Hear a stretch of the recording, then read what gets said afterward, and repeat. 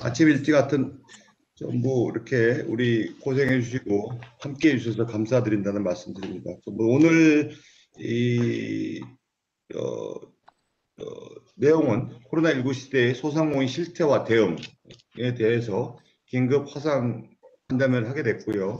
오늘 주체는 저와 우리 함께 해주신 이영희 의원님, 양금희 의원님, 그 다음에 김은혜 의원님, 그 다음에 또 함께 해주신 김영동 의원님이 공동 주최하게 됐습니다. 오늘 또 오늘 발제는 임채훈 서강대학교 경영학과 교수님께서 코로나19 피해 소상공인 패키지 지원 정책에 대해서 발제를 해주실 거고요. 그 다음에 현장 연결을 해서 정인성 대한당구협회 전무이사님께서 그 다음에 이근재 한국외식업 중앙회 전 종로구 지회장님께서 현장의 목소리를 생생한 목소리를 들려주실 겁니다. 그리고 토론을 코로나19 피해 극복을 위한 소상인 업계의 정책 제안에 대해서 권순종 소상협회 부회장님께서 말씀해 주실 거고, 코로나 팬데믹 상황에서 소상공인에게 시급한 소상공인 정책에 대해서 노아봉 소상공인시장진흥공단 소상공인 정책연구센터장님께서 말씀해 주실 겁니다. 그 다음에 소상공인 손실보상 소급 적용을 위한 소송 전략에 대해서 황성현 변호사께서 말씀을 해줄 겁니다. 이 황성현 변호사는 지금 국민의힘 소상공인 특위의 법률 자문 변호사이기도 합니다. 그리고 그 다음에 질의응답의 자유토론을 하실 거고요. 맨 처음에 이제 우리 참석자 소개 및 인사만 말씀 이제 준비하도록 하겠습니다.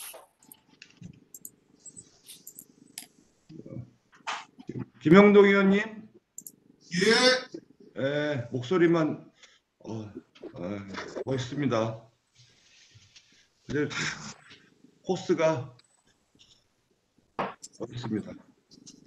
여기 있는 한자가 뭐예요? 내용이? 맥자? 네. 형통안동 네. 원창 예천 우리 지역에 있는 어려운 말 말고 한글로 해석해 주세요. 좋은 글귀입니다. 네, 알겠습니다. 좋은 말 같습니다. 보니까 좋은 뜻이죠? 예. 네, 알겠습니다. 일단 시간이 정각이 됐으니까 시작하도록 하겠습니다. 유튜브 접속하고. 그럼 지금부터 시작하도록 하겠습니다. 오늘 금일 코로나19 시대 소상공인 실태와 대응에 대해서 긴급 화상 간담회를 시작하도록 하겠습니다. 오늘 간담회는 여러분도 잘 아시다시피 이 코로나 시대에 이 소상공인들이 영업 금지와 영업 제한 등으로 인해서 사실 행정명령으로 인해서 가장 지금 극심한 어려움에 처해져 있습니다. 그렇지만 어떤 정부와 여러 가지 이 어떤 업무적인 부분 단기로 인해서 소상공인들이 지금 거의 내팽개치다시피 하고 있는데, 이런 부분에 대해서 사실 정책적인 부분이라든지 사실 여러 가지 부분에 대해서 어려움이 가중되고 있는 이 상황에서 우리 많은 분들이 사실 걱정하고 계십니다. 그래서 긴급하게 우리 국민의힘 여러 의원들께서 오늘 정책적인 패키지 지원 정책이라든지 그다음에 관련된 내용을 화상으로라도 모여서 긴급하게 내용 좀 현장의 목소리를 청취를 하고 그다음에 관련된 내용에 대한 대안을 만들기로 한 사항입니다. 오늘은 현장의 목소리도 좀 청취하고요. 그다음에 정책 제안도 좀 들어보고 그다음에 지금 손실보상에 관련된 부분에 대해서 정부 여당에서 소급 적용을 해주지 않는다 그래서 이 관련된 부분에 대해서 헌법 23조에 의한 이 소송 관련된 부분도 이 법률 전문가로부터 듣는 내용을 좀 듣겠습니다. 오늘 공동 주최하신 의원님들은 평상시 각 상임위에서 이 소상공인에 관련된 부분에 대해서는 적극적으로 지금 내용에 대해서는 많이 파악하고 계시고 소상공인의 문제라면은 대응해 주시고 계신 부분들입니다.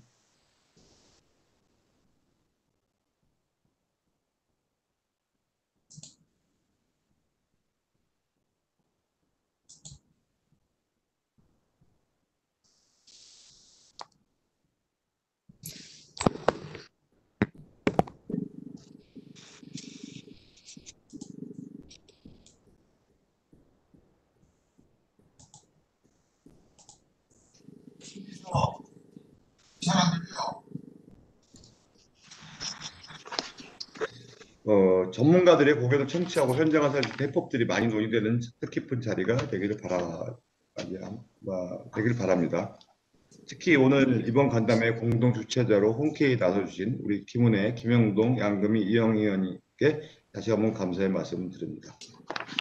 오늘 현장의 목소리를 들려주실 소상공인들과 주제 발표자, 토론자들 다시 한번 소개해드리겠습니다. 먼저 손 한번 들어주세요. 종로구 세운상가 골목에서 26년째 식당을 운영해 오신 이근재 전 외식업 중앙회 종로구 지회장님. 손 한번 들어주세요. 예.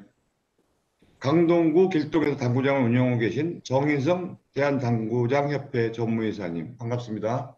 네. 그 다음에 오늘 주제를 발표해 주실 임채우 서강대학교 경영학과 교수님 안녕하세요. 안녕하세요. 예. 네. 네. 토론자로 참석해 주신 권순종 소상공인협회 부회장님. 네. 노아봉 소상공인 시장진흥공단 소상공인 정책연구센터장님. 네. 그리고 우리 황성현 변호사님. 네, 안녕하세요. 네, 이번 그리고 간담회를 준비를 위해서 노력해 주신 의원님들의 인사 말씀을 좀 짧게 들어보는 시간을 갖도록 하겠습니다. 먼저 우리 김영동 의원님 좀 먼저 말씀해 주시기 바랍니다. 예. 네. 제 목소리 목소리가 들리긴 하는데 평상시 목소리에 바리톤 목소리가 안 나오고 메조 소프라노 목소리가 나오네. 더 크게 하겠습니다. 안녕하십니까. 네. 안동예천 국민의힘 김영동입니다. 이렇게 화면으로 화상으로 아침 일찍 인사드리게 돼서 영광입니다.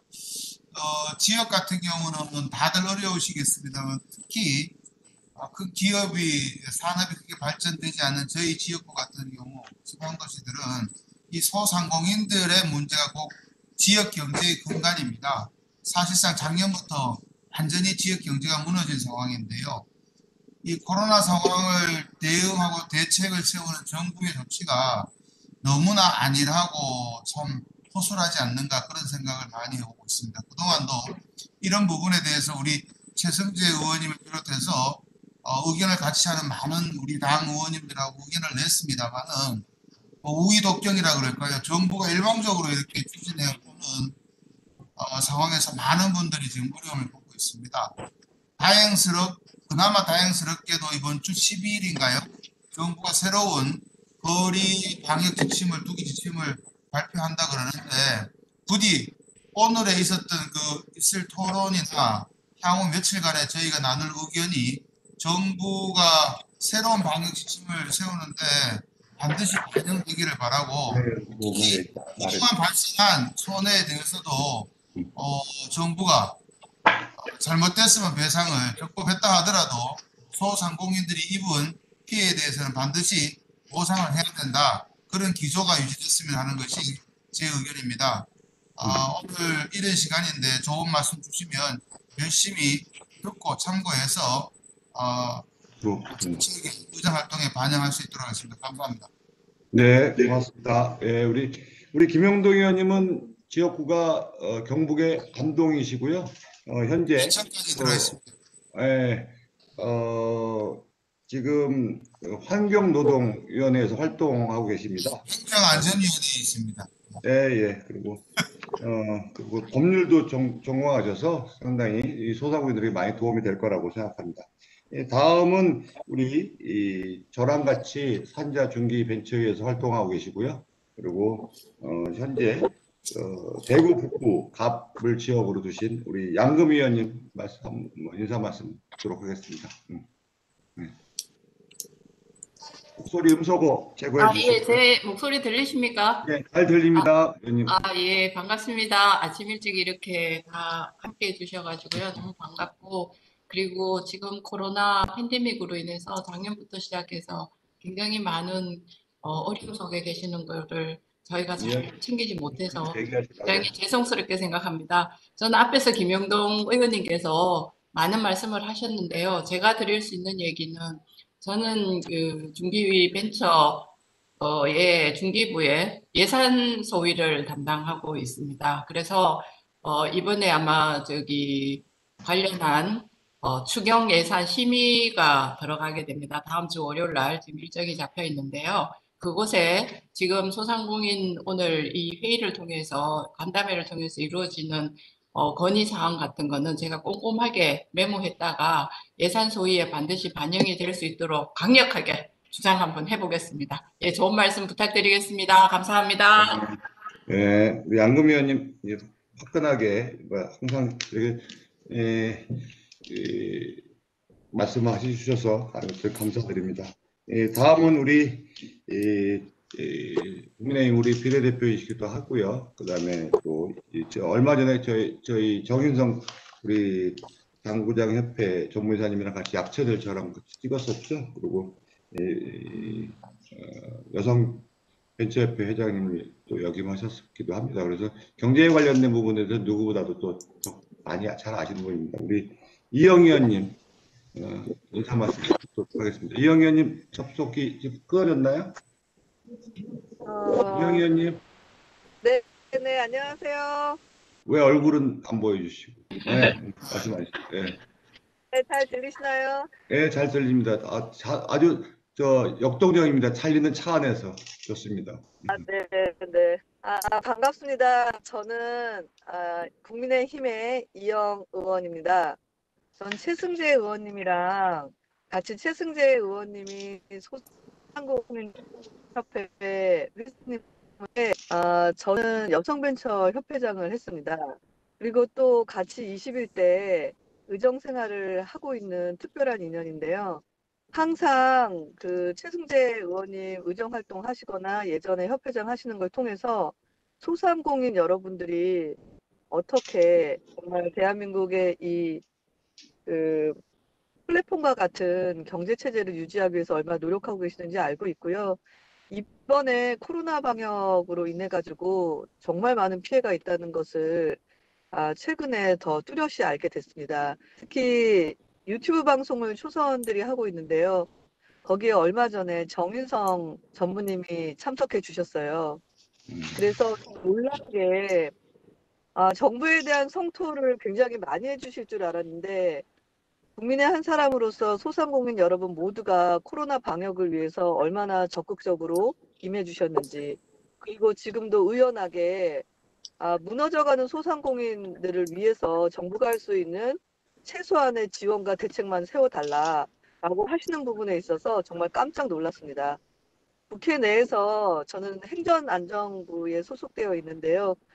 상임위를 떠나가지고 많은 의원님들과 함께 여러분들의 고통을 나누고 정부에서 실효성 있는 정책을 낼 수 있도록 노력하겠습니다. 네, 감사합니다. 네. 감사합니다. 이영 의원님. 다음은 우리 공동 주최해 주신 우리 당에서 지금 대변인을 맡고 계시고요. 우리 또 소상공인에 관련된 부분에 대해서는 누구보다도 관심이 있으시죠. 지역이 성남시 이 분당구 갑입니다. 그래서 성남시에 가면은 길거리에서 막 이렇게 돌아다니시는 분이 아마 이분일 겁니다. 소상공인들하고 이렇게 만나서 막 수다 떠시는 분입니다. 그래서 지나다니시는 분이 아마 이분일 거라고 생각합니다. 가게 가면은 만날 수 있는 분입니다. 그래서 주말에 가면은 또 우리 당에서는 또 축구팀으로 보면은 아마 호날두, 메시 같은 역할을 좀 하고 계시는 분인데, 그래서 아마 많이 보셨을 거라고 생각합니다. 우리 김은혜 우리 의원님 인사 말씀 듣도록 하겠습니다. 네, 들리세요? 잘 들립니다. 네, 안녕하십니까. 김은혜 의원입니다. 어젯밤에 야탑에 밤거리 있었는데 어떻게 하셨어요? 물론 소상공인 만나뵈러 갔었었는데요. 오늘 이렇게 이른 시간 함께 해주셔서 전문가분들, 변호사님, 부회장님 모두 감사드립니다. 사실 여의도는 초현실주의와 같습니다. 지금 얼마 전에 오픈을 했죠. 더현대에는 수백 미터 줄이 세워져 있는데 우리 소상공인들에게는 새 거리두기 개편안을 보면 32평 같은 경우에는 과거에 88명까지 갈 수 있는데 이제 13명밖에 수용을 못하도록 하고 있습니다. 이 말 따로 집행 따로의 정부의 소상공인 대책을 보면서 이 정부의 국회의원을 한 사람으로서 너무 죄송하고 저희가 오늘 이 같은 자리를 통해서 얼마나 자그마하나마 실질적 보탬이 될 수 있는지 고견을 듣고 있습니다. 특히 저는 손실보상의 소급 적용이 무엇보다 궁금하고요. 그리고 이번에 22조를 풀겠다고 했는데 그 돈이면 430조 소상공인분들에게 무이자로 대출할 수 있는 그 돈입니다. 진짜 도울 수 있는 방법을 회피하고 말로서만 돕겠다고 하면서 정작 힘든 분들을 더 힘들게 하는 이 정부에 맞서서 저희 같은 사람들이 어떻게 활용되고 잘 뛸 수 있게 될지 오늘 이 컨퍼런스 초대에 감사드리면서 잘 수기하고 듣도록 하겠습니다. 고맙습니다. 네, 감사합니다. 김은혜 의원님. 네, 그럼 본격적으로 간담회 시작하도록 하겠습니다. 우선 현장에서 어떤 의견과 건의사항들이 있는지 들어보도록 하겠습니다. 먼저 이근재 전 외식업 중앙회 종로구 지회장님 말씀 듣도록 하겠습니다. 이근재 회장님 말씀해 주세요. 이근재 회장님, 예, 음소거 제거하시고.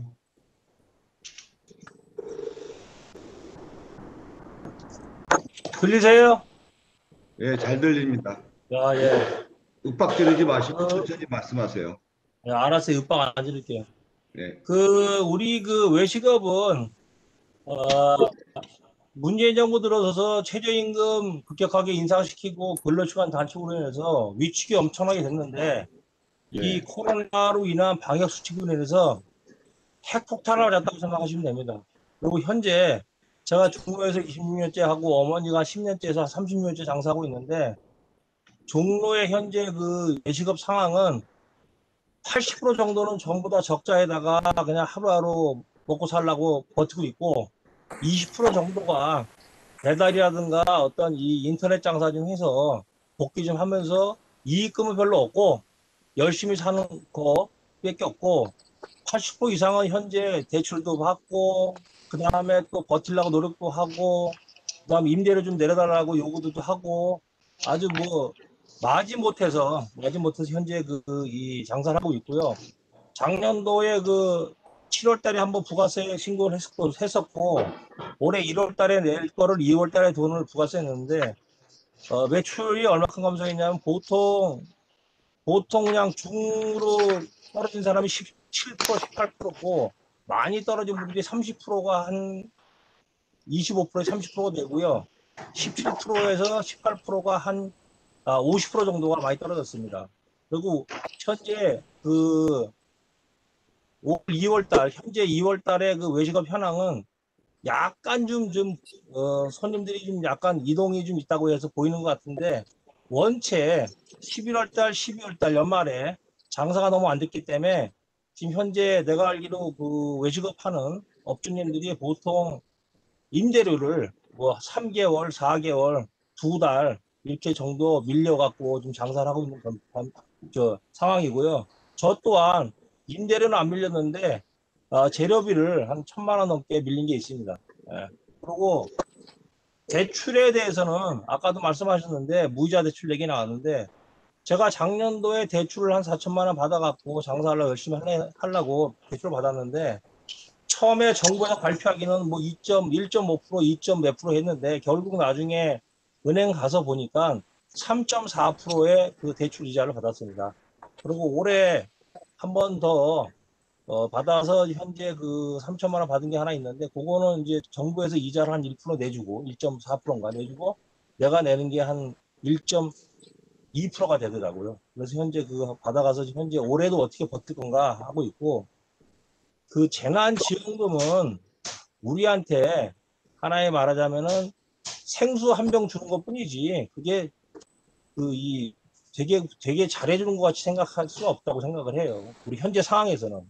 그리고 아까도 손실보상금 얘기 나왔었는데 아니 손실보상금을 소급 적용 안 하면은 무슨 법을 만들 필요가 뭐가 있냐 이거죠. 작년도에 최고로 우리가 최악이었었는데 그때 손실보상금 해줘야 될 거 아닙니까? 소급 적용해갖고. 네? 근데 그런 걸 안 한다면은 무슨 손실보상금 법을 만들고 뭐 하냐고요. 그럼 앞으로 일어날 거 대비한다고? 올해 만약에 방역이 잘 돼서 우리 백신을 많이 맞아서 이게 해소된다고 한다면은 꼭 올해 다 웬만큼 끝나는 거 아닙니까? 그럼 올해 뭐 피해 본 사람이 많이 있겠어요? 그래서 정부에서 하는 일이 우리 국민들이 우리 그 업소에서 와서 대다수의 그 국민들이 하는 얘기가 갈팡질팡한다 그러고 또 어떤 그 큰 프레임에 있어서 뿌리가 없다고 생각을 해요. 그리고 옛날에 그 IMF 왔을 때 국가에서 공적 자금을 80조를 동원했어요. 근데 우리 소상공인에 대한 손실 보상액은 20조도 안 돼요. 네? 그러면은 그거에 대한 분석을 해서 이제 그때는 기업이 무너졌고 지금 코로나 사태에서는 진짜 풀뿌리 민주주의 핏줄이 망가진 거 아닙니까? 그럼 그 핏줄을 갖다가 하나씩 고칠 생각을 해야 되는데 거기에 최승재 의원실에서 말씀하시는 소상공인 보상에 대한 그 손실 소급 적용에 대해서는 이거는 강력하게 우리가 주장해서 밀고 나가야 된다고 생각합니다. 이상입니다. 네. 현장에서 겪는 어려움과 이제 손실보상 소급 적용에 대해서 말씀해 주셨습니다. 다음은 우리 강동구에서 당구장 운영하고 계시고요. 현재 대한당구장협회 전무이사님인 정현성 대표께서 좀 말씀해 주시겠습니다. 현재 현장에서 아마 당구장에서 지금 현장에 굉장히 알고 있습니다. 말씀 바랍니다. 네, 저희 당구장에 있는 직원들입니다. 네, 목소리가 좀 크게 말씀해 주세요. 우리 정현성 지금 대표님. 보이시는지 모르겠지만 저희는 지금 이렇게 온도계와 그다음 사람들이 직접 이렇게 담을 수 있는 전화번호 혹은 QR코드를 사용할 수 있게도 이렇게 준비가 되어 있습니다. 또한 실제 소독을 할 수 있는 소독 장치들입니다. 당구장은 가로 2m, 세로 4m의 공간에 있습니다. 그러다 보니까 실질적으로 여기 보이시는 테이블이 총 5개, 저희가 지금 총 테이블이 총 11개가 있는데요.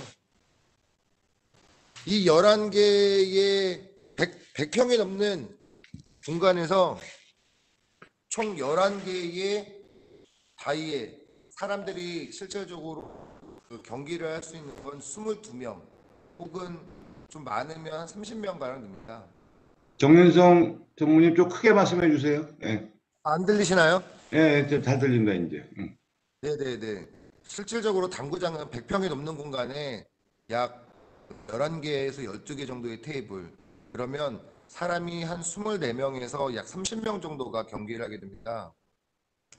그리고 저희는 되게 정적인 운동인데 이런 것들을 하나도 반영하지 않고 정부에서는 실내체육시설이라고 하는 그 큰 프레임을 씌워서 저희 업종들이 더 이상 영업을 할 수 없게 집합금지와 영업 제한을 걸어놨습니다.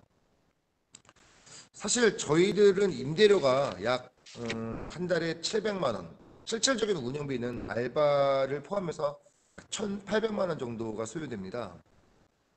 그러면 저희가 이렇게 실제 운영을 하지 못하게 됐었을 때에 해당되는 집합금지였을 때는 매출제로, 즉 한 달에 꼬박 최소한 700만 원, 전기세랑 뭐 운영비까지 하면 1,800만 원인데 이거에 대한 손실 보상은 정부에서 최소한은 이루어져야 되지 않을까라고 생각을 하고 있습니다.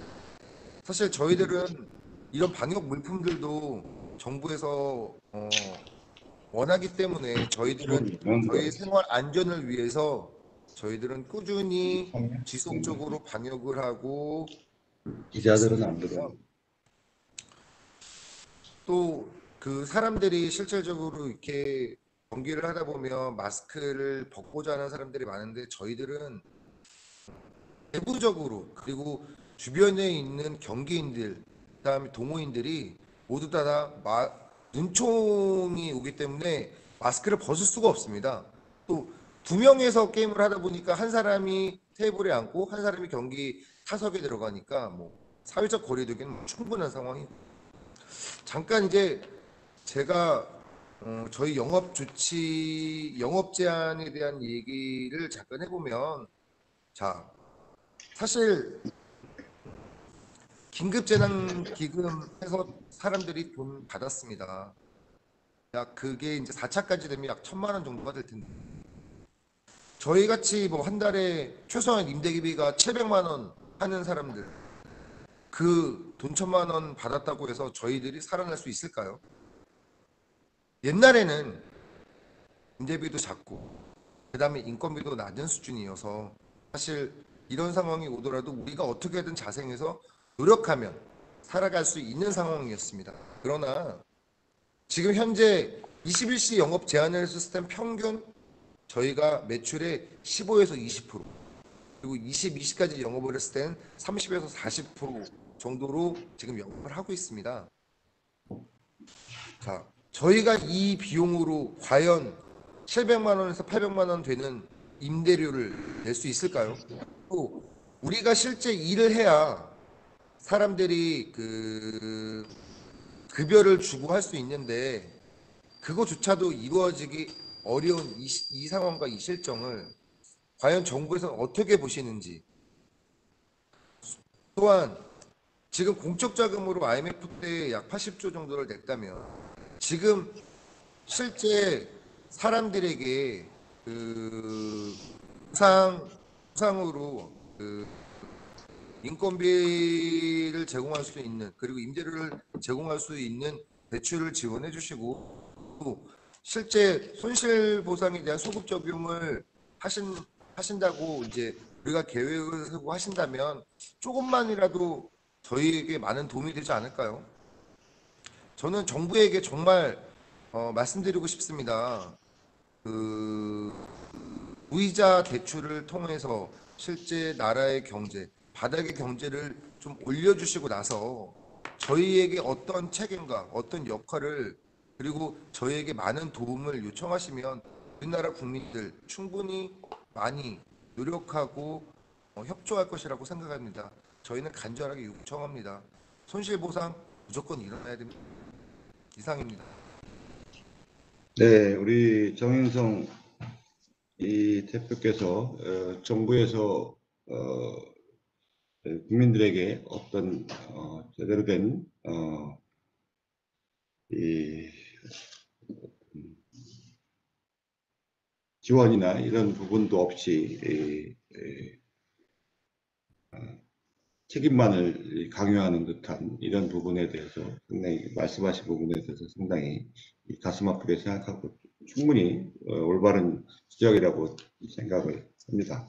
우리 현장을 막상 보니까 한마디만 이 더 방역 드리겠습니다. 네, 사실 당구장이 2019년 기준으로 22,000개였습니다.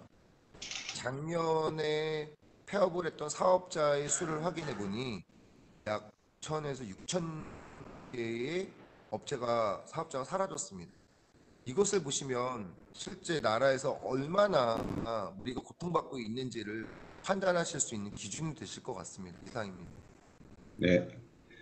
실제로 이 현장 영업장을 보니까 이 방역에 관련된 부분에 대해서는 어느 정도 안정성이 있는데 실제로 당구장에서도 이 코로나 확진 사례가 거의 드문 걸로 알고 있는데 이 영업 제한을 거의 이 오랜 기간 동안 당해서 어려움이 가중된 걸로 알고 있습니다. 상당히 안타까운 일이라고 생각합니다. 이어서 이 코로나19 피해 소상공인 패키지 지원 정책이라는 주제로 이 서강대학교 경영학과 임채영 교수님이 주제할 거가 있겠습니다. 지금 현재 5분 정도가 지금 지연되고 있거든요.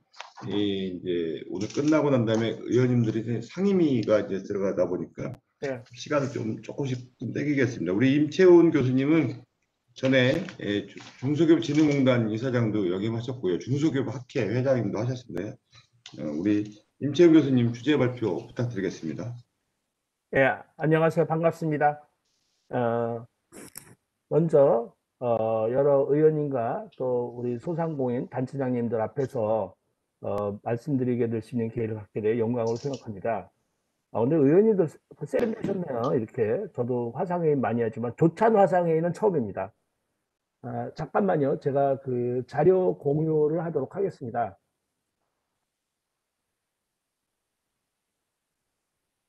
자료 보이십니까? 네, 보입니다. 예. 자, 지금까지 정부가 소상공인 코로나 피해 지원을 4차례 했습니다. 이번에 4차가 발표가 됐죠. 이 근데 이제 두 가지로 나눠집니다. 이게 크게는 재난지원금이 있고 또 하나는 긴급 자금 대출입니다. 재난지원금은 전액 무상입니다. 긴급 자금 대출은 전액 상환입니다. 사실 두 가지가 좀 다른 겁니다. 그래서 앞에서도 여러 소상공인 분들께서 말씀하셨지만 재난지원금 1차, 2차, 3차, 4차 해서 대상도 좀 다르고 기준도 다르고 금액도 다르고 이렇게 진행이 되었습니다. 이 부분에 대해서는 저도 좀 왜 이렇게 잔인하지만 좀 이해는 해야 된다고 생각합니다. 우리가 몰랐어요. 이 코로나19 사태가 이렇게 오래 가고 또 광범위하고 아주 큰 피해일 줄을 몰랐기 때문에 이런 걸 미리 예측을 했다라면 거기에 따라서 계획도 수립했을 텐데 그때그때 대응을 하다 보니까 이렇게 여러 차례 하고 그래서 앞으로 또 5차, 6차 이렇게 계속되지 않을까 하는 생각을 가집니다. 또 긴급자금 대출도 보면 이제 재난지원금 아시니까 생략하고 긴급자금 대출을 이제 작년에 3월부터 시작이 됐고 3천만 원 한도로 해서 정부가 얘기하기에 초저금리 연 1.5% 고정금리로 됐고 그 다음에 작년 5월에 2차 긴급대출이 이루어집니다. 그래서 여기서는 1단계, 2단계로 나누고 피해업종에게는 1천만 원에 연 2%, 그 다음에 2단계로 모든 소상공인에게는 2천만 원에 연 3, 4% 이렇게 하고 대출도 이제 5년 해갖고 좀 장기로 갖고 갑니다. 그러다 이제 올해 1월에 3차 지원이 이루어집니다. 긴급대출. 그래서 집합 제한 피해 업종의 소상공인에게 임차료로 해서 1천만 원 이것도 초저금리로 갑니다. 그러면 이번에 이제 4차에서는 긴급금융지원이 빠졌습니다. 단지 이제 작년 4월에 공급한 긴급대출에 대한 만기 연장 그리고 폐업한 소상공인에 대한 브릿지 보증 그리고 소상공인이 스마트 상점 도입할 때 자금 융자 해서 이제 대출 부분은 좀 줄었다고 말씀을 드리겠습니다. 그 다음에 보시면은 이제 좀 더 상세하게 1차, 2차, 3차에 걸쳐서 재난지원금과 긴급자금 대출에 대한 내용이 나오는데 재난지원금 1차에서는 이제 총 14조 3천억 원이 배정이 됐고 이때는 전 국민 대상 보편적 지원했습니다. 뭐 이 논란이 많지만 저는 이해가 됩니다. 이때는 너무 급했고 그리고 또 소비 활성화라는 명분도 있고 2차에서는 이제는 소상공인에게만 지원이 됐고 그리고 또 집합 금지의 정도에 따라서 나눴습니다. 이때는 세희망 자금이라고 합니다. 3차에서는 이제 좀 더 확대를 했습니다. 그리고 또 버팀목 자금이라고 얘기를 했고 그리고 지금 4차는 버팀목 자금 플러스라고 합니다. 이게 이제 여러 차례 가다 보니까 이 재난지원금의 명칭도 바뀝니다. 긴급자금 대출은 1차 때는 신용 등급에 따라서 이원화했습니다. 그리고 2차에서는 이제 이 당시에 앞에서 말씀드리는데 금리를 높였어요. 왜냐하면 초기에 초저금리를 하다 보니까 가수요가 발생합니다. 저는 이 부분 굉장히 중요하다고 생각합니다. 뭐 소상공인 여러분들께서 무이자 대출 말씀하시지만요. 무이자 대출하거나 초저금리 하면 가수요가 발생합니다. 필요 없는 분도 그거 합니다. 뭐 솔직히 말씀드려서 무이자 대출은 너무 강조하지 마세요. 왜냐면 무이자 대출하면요. 그 자금 필요 없는 분도 받으다가 은행 예금하면 그대로 그 차익을 먹습니다. 그래서 이 부분은 좀 문제가 있다. 그리고 이제 병목 혼선이 발생합니다. 갑자기. 그래서 대출 금리를 좀 높입니다. 그리고 이제 3차에서는 2차 때 너무 높였다. 그래서 이제 대출 금리를 또 낮춥니다. 그래서 이처럼 한도라든가 금리라든가 뭐 많이 대출 상환 조건도 변동을 합니다.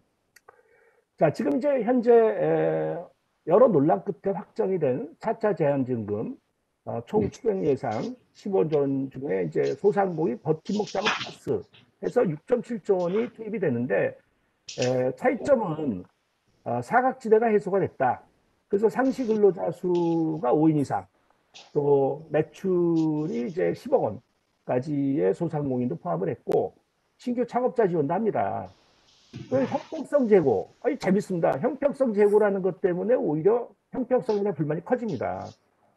그래서 일반 업종의 위기업, 경쟁 위기 업종을 신설하고, 그 다음에 1인 운영 다소 사업체도 지원하는데, 여기 이제 그 집합 제한 업종 중에서는 매출 증가를 제외합니다. 그래서 이제 특이하게 기준으로 해서 매출이 감소해야 된다, 부가세. 이 부분에 대한 또 불만도 많습니다. 그래서 이제 지원이 바뀌는데, 앞에서도 그 당구장 회장이 말씀하신 것처럼 집합 금지 업종 총 지금까지 하면 1,150만 원까지가 지원을 받을 수 있습니다. 근데 이거 나눠서 받는 거죠. 자, 여기에 이제 이 재난지원금에 대한 이제 좀 더 5단계로 해서 세분화를 했고, 또 추가해서 전기요금 감면 내용이 포함이 됩니다.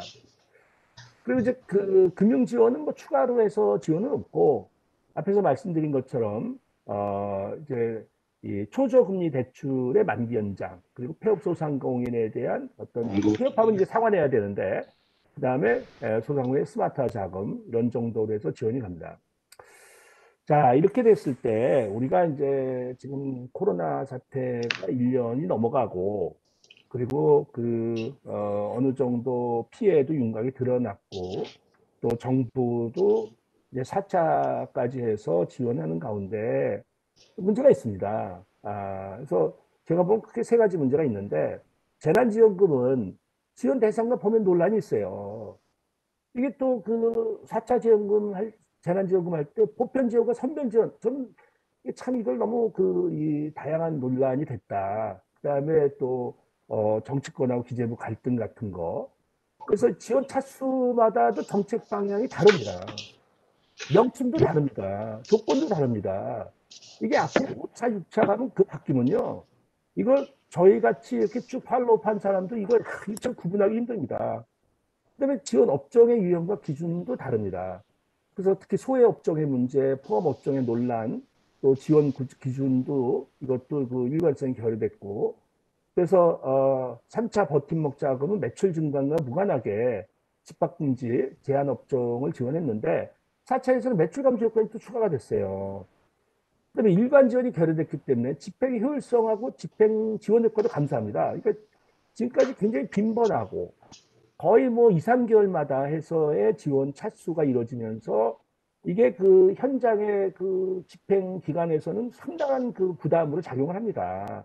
소상공인도 부담이 있습니다. 매번 할 때마다 이게 이제 신청해야 되고, 그래서 이 정부 자료에도 누적해서는 1,150만 원이라고 하지만 여기에 따르는 그 효과는 감소가 됐다 하는 게 있습니다.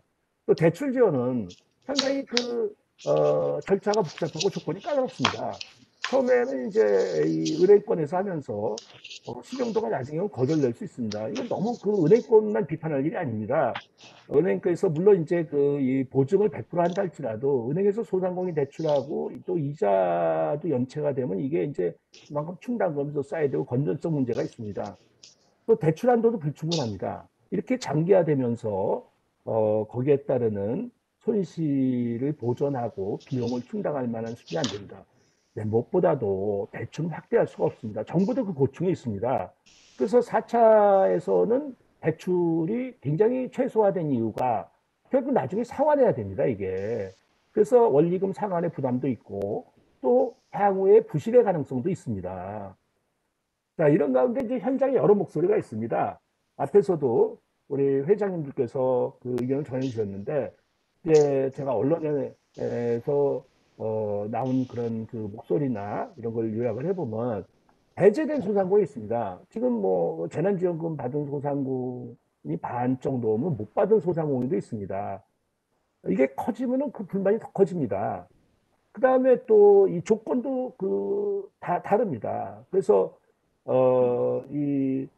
소진공의 기준하고 중기부 기준이 다릅니다, 이게. 그래서 중기부는 근로기준법에 따라 4명이라고 하는데 소진공은 건강보험 갑질한 수에 따라서 하기 때문에 이것도 또 이제 그 차이가 있고 그다음에 이 매출 감소 요건이 들어가면서 전통상의 이 현금 거래가 많은 상인들이 또 제외가 되고 또 편의점주들이 또 불만이 많더라고요. 이게 제가 이제 오늘 말씀드리는 그런 내용은 지난 2월 23일에 소상공인 포럼에서도 발표했고 또 언론에 기고도 했고 인터뷰도 했는데 저한테 연락 오는 분들이 편의점에서는 이 집합 그 제한에 걸려서 라면 그 뭐 간식 코너 운영을 안 했는데 그 매출을 갖다가 이제 거기서 자기네들이 열심히 노력했는데 매출이 증가했다고 그래서 제외되는 건 억울하다 이런 얘기도 나오고 그다음에 또 노점상에 대한 지원 그래서 이제 이 매출 감소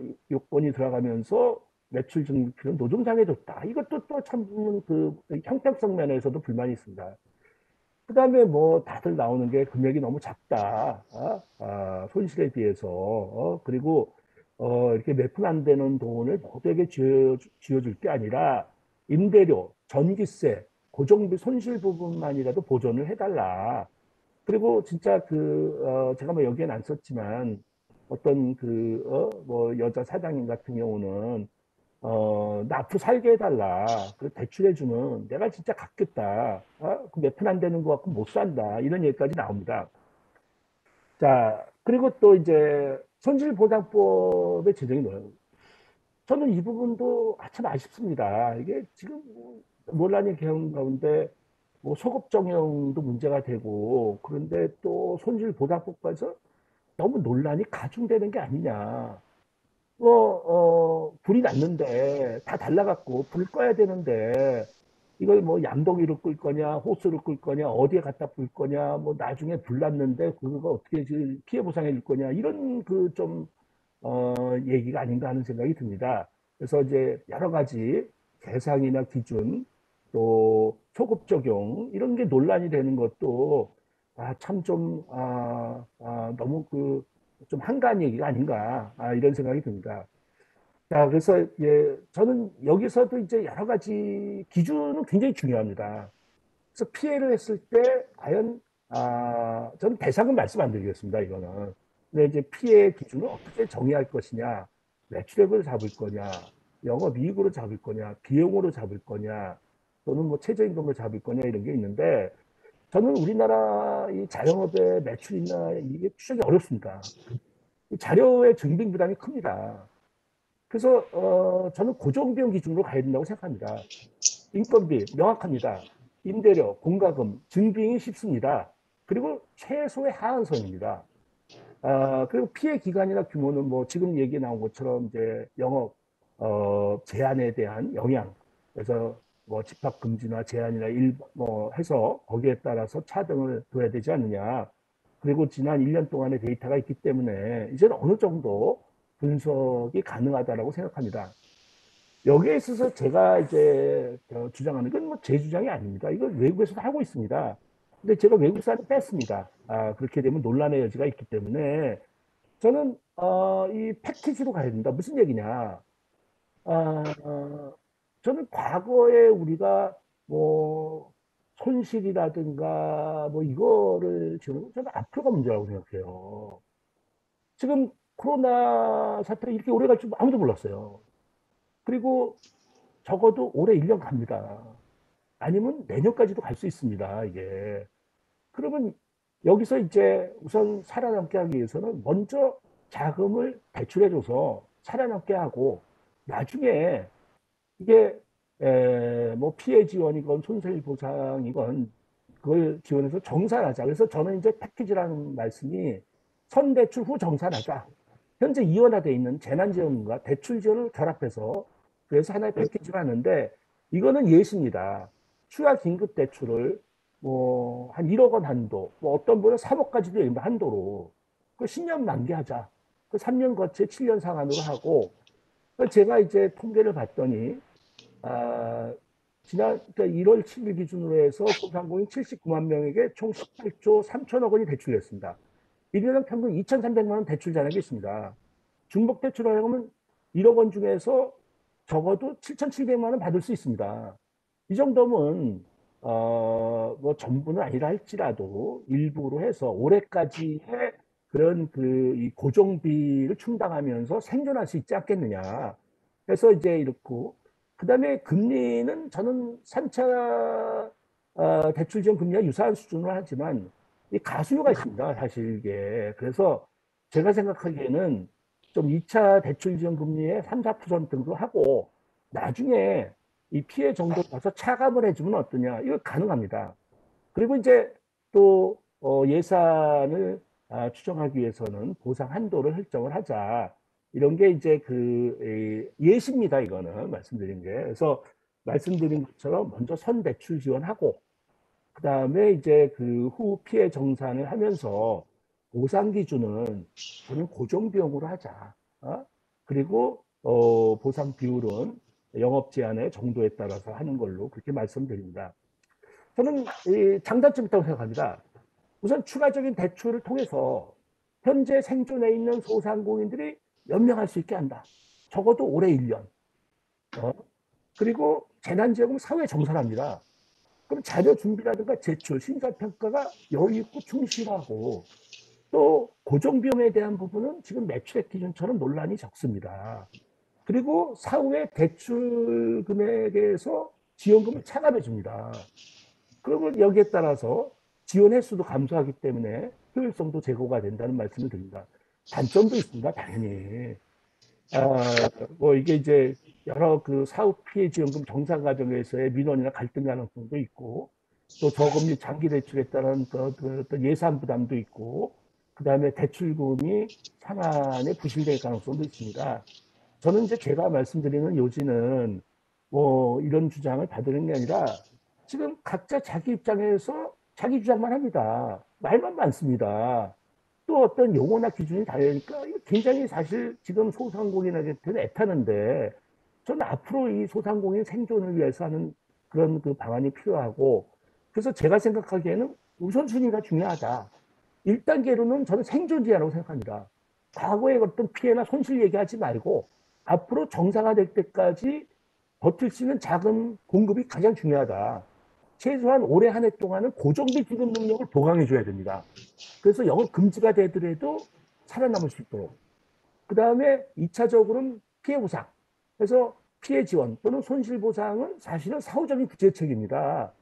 그래서 여기에 또 중요한 게 이 전업이나 폐업하는 그런 소상공인에 대해서도 이제 지금 브릿지 보증 같은 거 같은 어떤 대출 연장, 이자 경감, 또 생계비 여기서 이제 그 전업이나 전직 지원하는 기간 동안에 지원도 해주고 취업 발전해주는 방향으로 가야 되고 사실 3단계는 이제 코로나가 종식이 된 이후에 영업 활성화, 또 소비 활성화, 내수 촉진, 경기 회복을 위해서 이때는 뭐 전 국민 대상으로 재난지원금 뿌리고 소유 쿠폰하고 또 지역 상품권을 해야 되지 않나 생각하고 이제 마지막으로 말씀드리고 싶은 거는 사실 이제 저는 이게 어느 뭐 반드시 정부를 비판하거나 또는 어떤 정책 입장이거나 이런 걸 좀 떠나갖고 다 머리를 맞대갖고 소상공인을 앞으로 얼마큼 연명하고 활성화시킬 수 있냐는 그런 방안을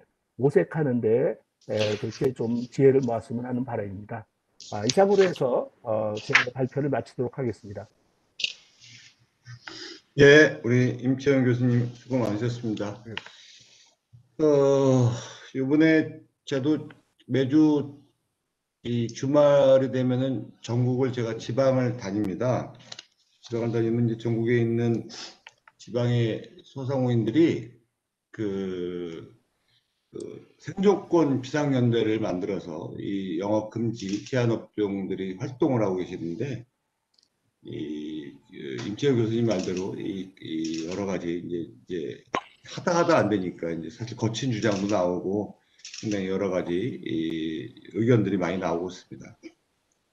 사실은 지금까지 정부의 정책이라는 게 뭐 코로나라는 게 장기화될지 모르다 보니까 여러 가지 혼돈이 있었죠. 또 현장의 목소리하고 결합되지 않다 보니까 1, 2, 3단계가 막 뒤죽박죽 엉망진창으로 진행된 부분도 있습니다. 사실 국회가 또 사실은 이렇게 입법 절차라든지 이런 부분들이 1년 전서부터 사실은 계속 진행되어 왔고 이 손실 관련된 부분에 대해서 했었지만 사실은 제 역할을 주지 못했던 부분도 있습니다. 뭐 물론 행정부의 어떤 하고의 어떤 일방 통행도 있었지만 그런 부분이 있어요. 지금 사실은 대부분의 여당과 야당의 일부 뜨신 분들은 소상공인에 관련된 부분들은 같이 뜻을 모으는 분들도 상당히 많습니다. 사실은 그 혼돈의 시기에 일부에서는 또 사실 소상공인의 위한 마음은 일치된다고 생각합니다. 그래서 그런 마음들이 좀 일치된다고 생각하고 얼마 전에도 그 경기도 안양의 민병덕 의원 같은 경우는 손실보상에 관련된 부분에 대해서는 뭐 저랑도 같이 항상 대화가 이렇게 되는 분이시고 이 소상공인에 관련된 이 미래에 대한 손실보상보다는 과거의 손실보상은 과거 것이 맞다라는 합리적인 주장을 하시는 분이기도 합니다. 이런 부분에 대해서는 의견을 맞춰서 소상공인의 현실적인 이 부분을 합리적으로 도출하는 부분들을 의견을 맞춰 나가도록 그런 부분이 상당히 필요하다고 생각합니다. 그러기 위해서는 소상공인들의 어떤 목소리가 중요하고 단체들의 어떤 목소리가 상당히 필요합니다. 업계의 정책적인 제안이 상당히 필요하다고 생각합니다. 지역별로 또 소상공인 협회가 있기 때문에 그런 의미에서 권순정 소상공인협회 부회장님 코로나19 피해 극복을 위한 업계 정책 제안 좀 말씀해 주시기 바랍니다. 예, 반갑습니다. 우리 최승재 의원실을 중심으로 여러 의원님들이 이런 간담회를 통해서 목소리를 청취해주고 공감해 주시는 것에 너무 감사드리고요. 그리고 발제해 주신 임치영 교수님의 발제가 상당히 자세하고 디테일하게 이렇게 발표가 되셨는데요.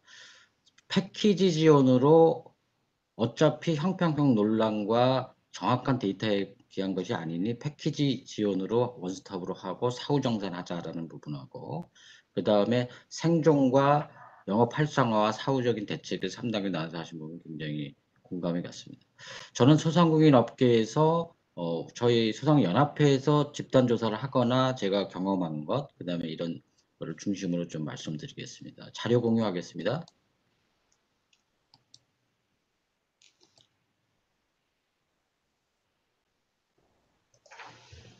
예. 코로나19 피해 극복을 위한 우리 소상공인 업계의 정책에 대해서 몇 가지 말씀을 드려보려고 합니다. 우선 3가지 툴 갖고 짧게 말씀을 드릴 텐데, 우리 모든 이 재난으로 생긴 거리두기, 소상공인들의 거리두기 지침 등과 영업 제한에 따라서 소상공인 업계가 많은 손실을 보게 됐죠. 그래서 그 부분에 대한 거를 어느 정도 손실을 받나를 우리가 일단 체감해 보는 걸 시작으로 말씀드리겠습니다. 이 코로나19 거리두기와 영업 제한에 따라서 손실 금액을 보니 외식업이라고 하는 카테고리, 좀 큰 카테고리로 묶어봤어요. 그러면 매출 감소가 2억 5천, 그러니까 2019년 대비 2020년이죠. 2억 5천대. 그래서 순이익으로 손실 부분이 2억 3천대 정도 되고, PC방이 매출 감소가 1억 9천 6백만 원대, 그 다음에 순이익 부분이 1억 4,300만 원. 소상공인에서 1년 손실액이 1, 2억에 가깝다는 건 엄청난 거거든요. 노래방 업종들이 많은 피해를 봤죠. 영업 자체가 금지 대상이 돼가지고. 그래서 매출 감소가 다 노래방들이 소규모가 많다 보니까 액수는 좀 이렇게 아까보다 작아 보이지만 생존권을 위협받을 정도죠. 1억 정도의 손실을 평균 봤다. 카페는 이제 소규모 카페가 많아서 3,100만 원 정도 손실봤다.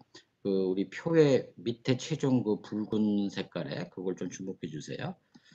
그 다음에 이제 이 업계 손실을 정부 재난지원금을 통해서 조금이라도 임대료라든지 이런 영업 제한을 좀 보상해 주겠다는 게 재난지원금인데, 아까 임치영 교수님 발제하신 부분 말씀대로 좀 이렇게 정확한 데이터나 원칙에 의한 지원이라기보다는 어떤 위로금식으로 이렇게 툭툭 이게 던져주는 형태란 말이에요. 그래서 그것이 과연 당연한 거지만 손실 금액과 얼마나 차이가 나나, 얼마나 엄발을 일으켰나를 보기 위해서 잠깐 요약해 봤어요. PC방 업계가 정부 정의 400만 원 평균 나갔다고 볼 때 손실액이 손실액가의 그 400만 원을 빼도 차감하면 3억 3억 1,000 정도가 이렇게 손실이 받죠. 노래방이 500만 원 지원이 평균 됐다고 추산해 보는 통계를 내봤을 때 1,900만 원대 정도의 손실이 받죠. 이게 3개월 기준으로 한 거예요. 자, 카페가 350만 원 지원했는데 손실 금액은 420만 원대. 그러니까 이게 달 개념을 볼 때 이게 엄청난 차이가 나는 걸 알 수 있어요. 그래서 우리가 이제 이 매출의 실질 손해에 대한 것이 얼마나 차이가 나는 걸 알 수 있고요. 거리두기 이제 소상공인들이 많이 힘들어한 거는 뭐냐면 영업을 합리적으로 할 수 있도록 보장해 달라는 건데 정부는 물론 재난을 일거에 종식시킨다는 좀 약간은 과도한 목적을 정했죠. 비현실적인. 그러다 보니까 그 현장과의 큰 괴리가 있어서 이거 일일이 살펴볼 수는 없고 그동안 해왔던 거의 괴리가 얼마나 심한 날 몇 가지만 보겠습니다. 카페 제과점 같은 경우 그동안 우리가 이제 단계를 나눠서 테이블 간 그 업무 거리 같은 거에서도 이 영업시간 9시 이후에 매장 내 1시간 내 이용 권고, 카페의 현장의 요구사항은 정확하게 해주고 강력한 단속으로 원트락아웃 해라. 이번에 원트락아웃 제도가 개편안에 이제 조금 반영이 됐죠. 근데 그런 부분하고 그 다음에 8제곱미터당 한 명 제한이 너무 비현실적이어서 4제곱미터당 이런 식으로 이제 차이가 있어서 이것도 개편에 약간 반영은 됐습니다. 필라테스 피트니스도 이제 거의 유사한 걸 알 수 있어요. 거리두기 좌석이 8제곱미터당 역시 한 명인데 여기도 현장에서 실제 하는 사람 입장에서 4제곱미터 한 명 정도까지가 간내의 최대한이다 이런 정도가 있고요. 시간에 대한 불만은 굉장히 많았고 코인 노래방도 마찬가지죠. 거리두기 아까 유사한데 어떤 코인 노래방 자체를 소독이나 이런 거를 충분히 방역 스스로 해서 엄격히 하고 어기면 언트라크를 원했는데 획일적인 제한을 통해서 큰 손실을 봤다 이렇게 주장되고 있고요. PC방도 거의 유사합니다. 우리 의원님들이 이제 그 상임위 들어가시려고 시간이 좀 몰릴 수 있어서 제가 여러분의 자료만 보고 넘어갑니다. 외식업 같은 경우도 역시 이제 우리가 거리라든지 시간 제한 10시 정도로 되긴 됐는데 그것도 이제 총량제로 진작에 하지 왜 그랬냐 이런 불만도 많고요. 특히 외식업 같은 경우 프랜차이즈와의 제한의 내용의 차별 때문에 좀 불만사항이 많았죠. 자, 그래서 저희가 이제 이 세부적인 걸 일일이 볼 수 없지만 큰 줄거리만 봤지만 사회적 거리두기 지침이 행정 편의적인 것, 재난을 종식시키기 위한 목적은 당연한 건데 행정 편의적인 그런 비현실적인 지침이 아니냐라는 게 소상공인업계의 공통된 목소리였고 공통 요구사항을 구체하게 3가지를 제가 추려보니까 너무나 획일적이었다. 그래서 실제로 재난이 데이터에 기초해서 대량 발생할 수 있는 그런 여지가 있는 근거가 되는 그런 중점관리시설하고 일반관리시설을 정확히 분류해서 재정립을 했어야 되는데 그것은 철저히 통계와 데이터에 따라서 했어야 되는데 실적으로 그렇게 이루어지지 않았죠. 그래서 타업성과 형평성 문제 이것도 굉장히 문제가 많이 됐어요. 그래서 이런 것도 하나의 시금석을 삼아서 지금 개편안에 일부 반영은 됐지만 더 계획을 좀 치밀하게 세웠으면 좋겠다. 그 다음에 이제 3번째 거 잘 지적이 안 되고 있는데 방역 지침에 대한 위반의 책임 효과예요. 그러니까 고객이 예를 들면 10시 시간 제한이다. 그럼 고객이 고객으로서의 주장을 통해서 소상공인 업주는 문을 닫으려고 하는데도 계속 있다 보니까 어긴 거에 대해서 소상공인에게만 과태료가 부과되는 형태로 되는 거는 좀 문제가 있다. 그래서 책임에 대한 부분도 정확히 좀 고객에 대한 것도 물을 수 있어야 되지 않느냐 이런 거 많이 얘기되고 있습니다. 결론을 좀 5가지 정도로 좀 굵직하게 카테고리를 좀 만들어 봤어요. 그러니까 세부적인 것은 좀 이따 이제 토론하실 노아공 센터장님이라든지 김영동 변호사 황세경 변호사가 자세히 하실 걸로 보고 저희가 느낀 거에 정확한 이번 재난 극복을 위해서 필요한 5가지 제도나 인식에 대해서 좀 말씀드리고 첫째, 아까 임천 교수님께서 이제 피해의 기준이 제일 중요하다. 매출이냐, 뭐 고정비냐 이렇게 말씀했는데 그거보다도 더 근본적인 것 중에 하나가 재난지원금이 됐든 그다음에 금융 어떤 지원이 됐든 간에 소상공인이라는 것이 확인돼야 되는데 아까 발제에서 나왔다시피 근로기준법이라든지 또는 건강보험 같이 현실과 일치하지 않는 그런 그 간접적으로 자꾸 하게 되는데 이 기회에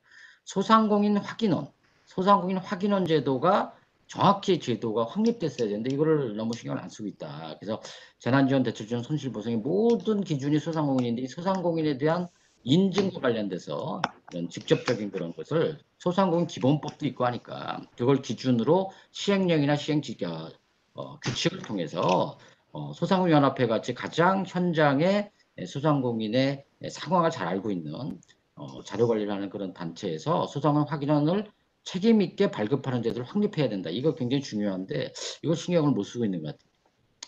그 다음에 소상공인이 이제 무이자 대출이 됐든 저이자 대출이 됐든 간에 소상공인으로서의 사업의 은행 입장에서는 당연히 소상공인의 신용에 대한 것이 중요하거든요. 신용 평가가 돼야 되는데 획일적 신용 평가를 통해서 이루어지다 보니까 실제 현장에서는 대출이 어려운 대출 대상이 아니게 된다거나 이런 게 많거든요. 그래서 소상공인이 현실에 맞는 신용평가 모형이 제정돼야 됩니다. 이게 금융위원회에서 많이 이미 추진을 좀 하고 있는 혁신금융과 관련된 건데 이것이 좀 더 이번 기회에 적극적으로 정착됐으면 좋겠다. 세 번째가 참 중요한데요.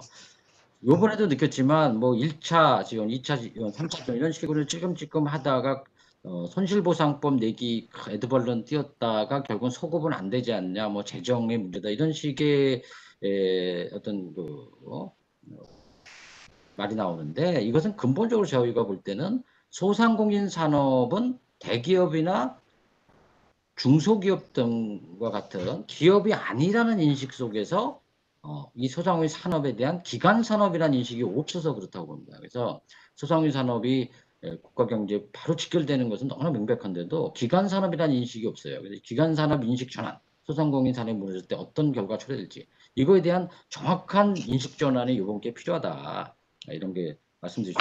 손실보상법은 이따 자세히 변호사님 말씀하실 거니까 저는 이것만 강조하고 싶어요. 손실보상이라는 것은 소급하지 않았냐의 문제가 아니라 정당한 토지가 단 한 평이 수용이 돼도 공적 수용이 되면은 손실보상을 토지수용법에서 나오지 않습니까?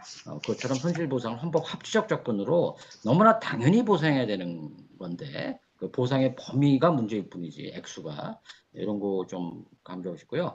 거리두기 지침의 형평성 감시는 아까 우리가 현실과 괴리된 그 지침을 봐서 알다시피 현장 요구사항을 자꾸 서치해서 정책당국은 업적병 통계 데이터로 계속 축적하면서 지침을 정확히 재정비해야 돼요. 이번에 그 개편안이 나오긴 했지만 이것도 충분히 선제적인 데이터를 활용한 거로 보여지기에는 미흡함이 있어요. 너무 아우성이 있으니까 조금 완화한 거거든요.